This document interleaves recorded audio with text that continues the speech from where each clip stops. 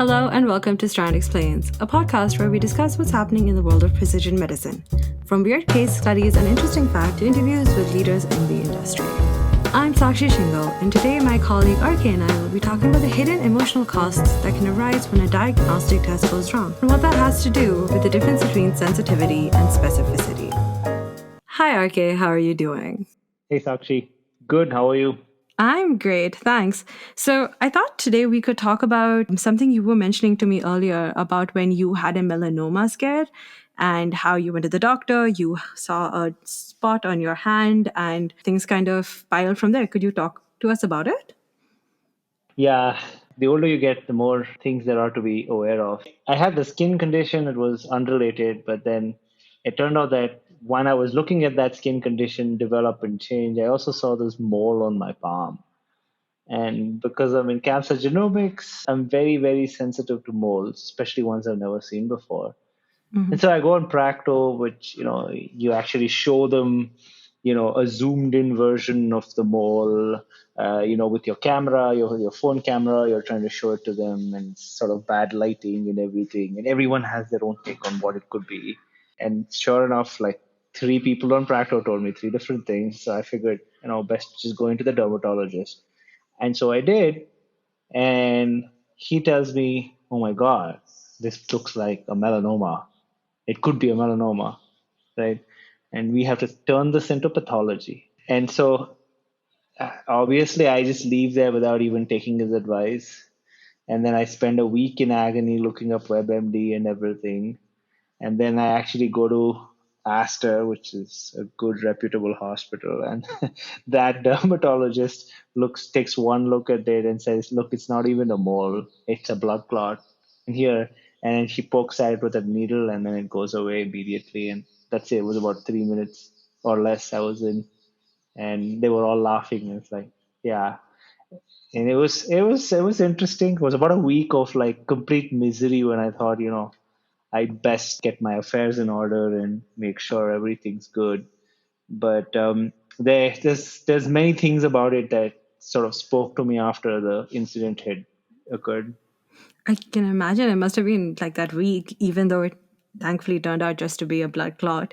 Must have been really scary just having to worry, having to, like you said, get your affairs in order, consider what those implications could be. Yeah, And you and I were talking about it, and it brought up an interesting conversation about the human cost and human burden that things like this can have, especially when you're talking about the emotional cost of these things, yeah, right? As you said, we work in cancer genomics, and something we typically look at is the sensitivity versus the specificity of a test. And understanding why those numbers are important. One of the things that one of the places this plays a role is in this human emotional cost. yeah, So, just to maybe take a step back and explain what I mean by sensitivity and specificity to give some clarity, sensitivity is the ability of a test to correctly identify a true positive. Basically, that means how accurately it can determine the number of patients that actually have a disease or the number of true positives. A specificity, on the other hand, is the ability of a test to correctly identify a true negative. You want to know how many patients don't have a disease, right? And so having a high specificity, and high sensitivity are both really important. And maybe RK, you can talk about why that is and just explain in your case, given what happened, what that means. yeah. So sensitivity is just how many true cases are you actually picking up, right? So, so if you have a condition, then how often do you pick it up versus not? So, for instance, if I have myopia, and let's say my test is, does he wear spectacles, Mm. right? Then that test about of whether I have spectacles is going to be very sensitive to detecting myopia because most people who have myopia wear glasses, right? But the converse is not true, right?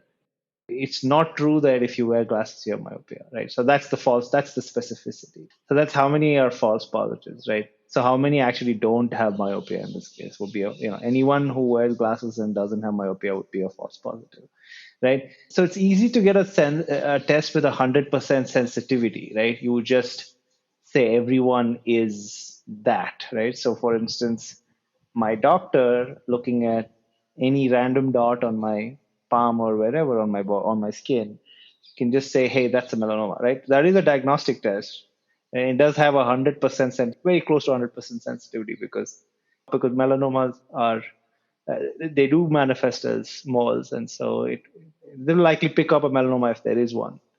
What we're trying to say is that you also have to really care about the specificity, which is, how often does your test say that someone has the condition? Well, actually, they don't, right? A false positive, right? And that, in this case, that dermatologist test was very poor in specificity. And that's really what led to all the consequences after that, right? My worrying and my having to seek many opinions and all of that. So that's sort of the trade-off between having very sensitive tests and very specific tests.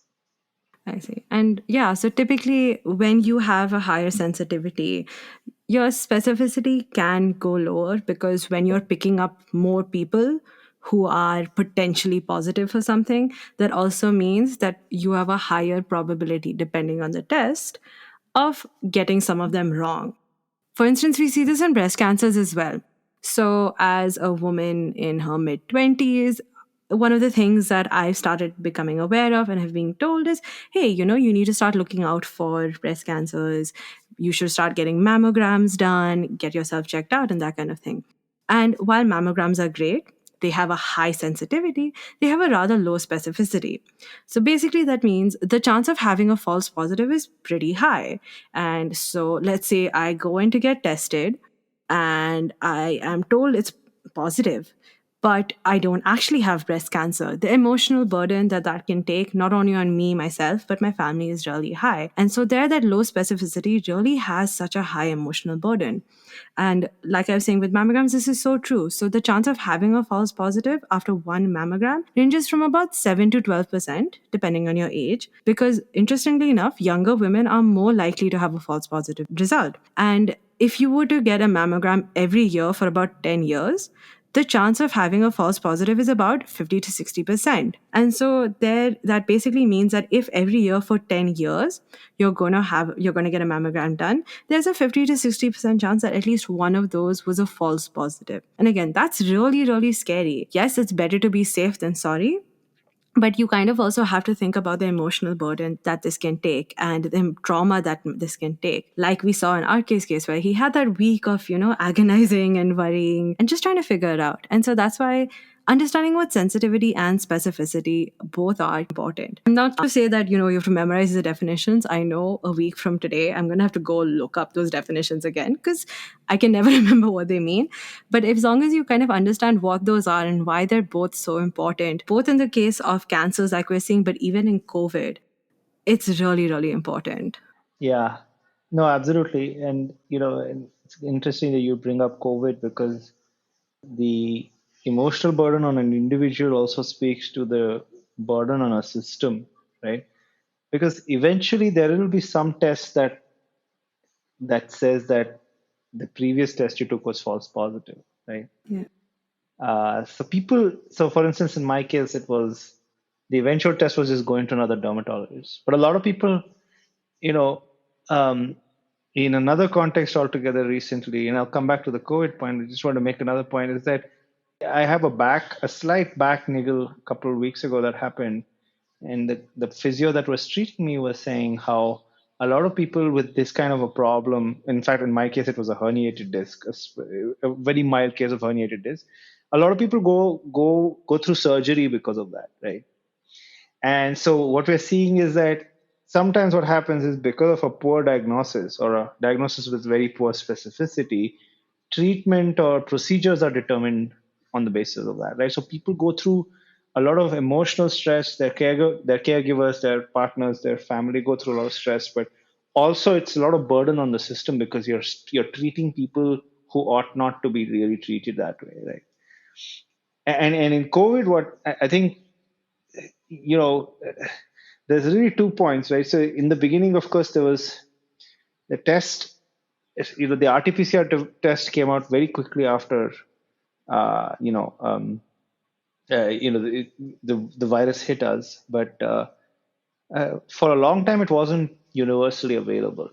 I don't know if anyone remembers that time. It was a very long time ago, but because it wasn't, people were fearing the worst, right? So that's the flip side of, if you don't have a good enough test, then people will use tests, again, to go back to our lingo of poor specificity. In this case, anyone who had a fever or a cold might fear COVID, right? But Yeah. that's not good, and that also puts lots of stresses on the medical system and infrastructure and so on. So um, it's just, we really really need to ask ourselves each time, what is the sensitivity and specificity of each of the tests that we are doing, and understand the consequences of that. Definitely.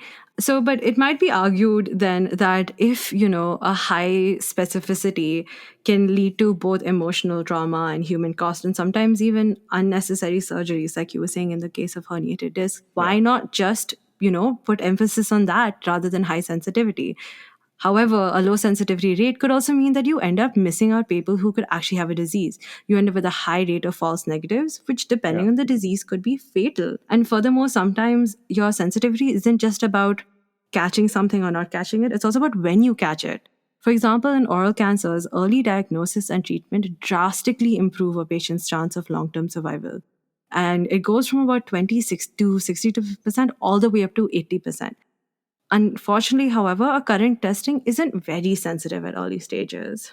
yeah. In fact, oral cancer and lung cancer are very similar. And we, for instance, the liquid biopsy panel that we developed with University of Chicago, HCG Data Trust, which we've written about, specifically was used to address the fact that you want high sensitivity early stage detection of oral cancer, which is very easy, like non-invasive, right? So it's a saliva-based test, right? So Hmm. it's super non-invasive, because right now the methods of diagnosis are, it has to be noticed, right? So the test Yeah. is really, does it appear to be weird, right? And that usually people do it at home. They look at their mouths in oral cancer and they're like, oh wow, I need to get this checked. And by that time, it's already too late. And when it's late in oral cancer, the prognosis isn't that good. But if it's early, on the other hand, as Dr. Nishant said in our earlier podcast, things are great, right? So yeah, we definitely do have to balance sensitivity out with specificity, and sometimes we just don't have the sensitive tests at early stages to detect.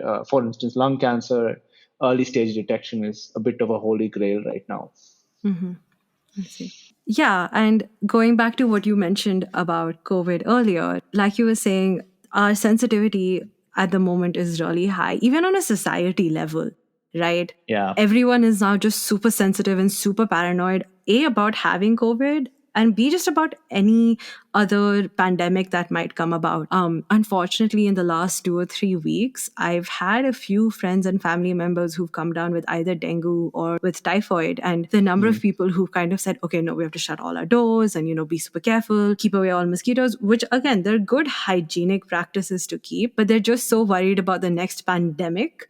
And I thought it was like an interesting illustration of having very high sensitivity with very low specificity. yeah, No idea of whether a pandemic is coming about, but just super sensitive for a pandemic in general. And like you were saying earlier, and even now to some extent before getting tested, the minute someone has a fever, the minute someone falls sick, any fatigue, any cough, yeah, sensitivity shoots up.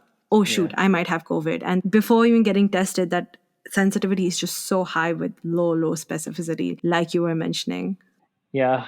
And COVID brings us back to the problem of our time, right? And also, I was reading this book by Michael Lewis about the pandemic. The entire thesis of that book is that there were these few people who were sort of in disease preparedness and pandemic preparedness, and who worked for various public organizations in the US, who knew that the pandemic was coming. And Hmm.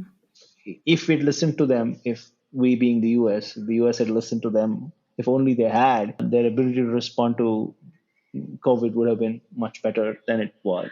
So, yeah, the question I always ask is one anecdote in that, where there's this woman who, looking at a few spikes of cases across the world, concluded correctly in the event in January 2020 that we were on the verge of another pandemic. And I think that's a really, again, very sensitive test, right? But how do governments?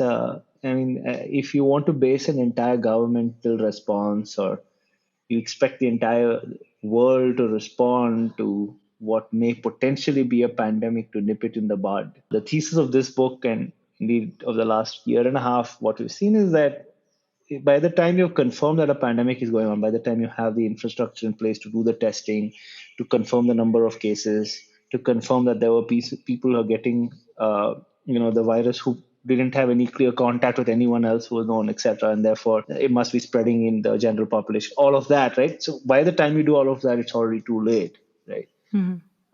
So that's where I think the real tough questions are. And that's why I think we all understand that the trade off between sensitivity and specificity is actually very tough, both on the individual level as well as, on the level of pandemics like the one we're going through right now. Yeah, definitely. With that, I'd like to say thanks, RK. I really enjoyed our conversation. I think I learned something new for sure. Yeah, Thank you, Sakshi. thanks. Have a good day. Bye bye. Bye.